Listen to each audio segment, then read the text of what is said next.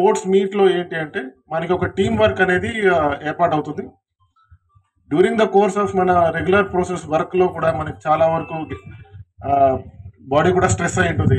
ఈ స్పోర్ట్స్ అనేది మనకు ఒక విశ్రాంతి, అట్ ద సేమ్ టైం ఒక టీం వర్క్ కూడా మనకి ఇది ఒక ఇంకొక రీఇన్విగరేషన్ ఉంటుంది. మనం ఎలా వర్క్ చేయాలి అని కూడా మనకు ఒక ఇంట్రోస్పెక్షన్ కూడా ఉంటుంది. అంతేకాకుండా మీ టీమ్స్లో కూడా సీనియర్స్ ఉంటారు, జూనియర్స్ ఉంటారు, అన్ని మిక్స్ ఉంటారు.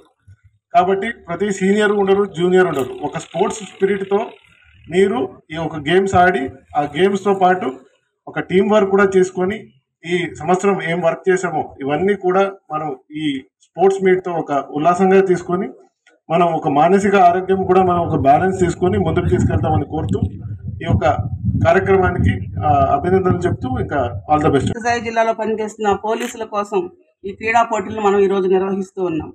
నిత్యం వారి జీవితంలో విధుల్లో బిజీగా ఉండే పోలీసుల కోసం కొంత విరామాన్ని ఇవ్వడం కోసం, కొంత మానసిక ఉల్లాసాన్ని వాళ్ళు పొందడానికి, మానసిక వికాసాన్ని పొందడానికి మనం ఈ క్రీడా మహోత్సవాన్ని ఏర్పాటు చేసుకున్నాం.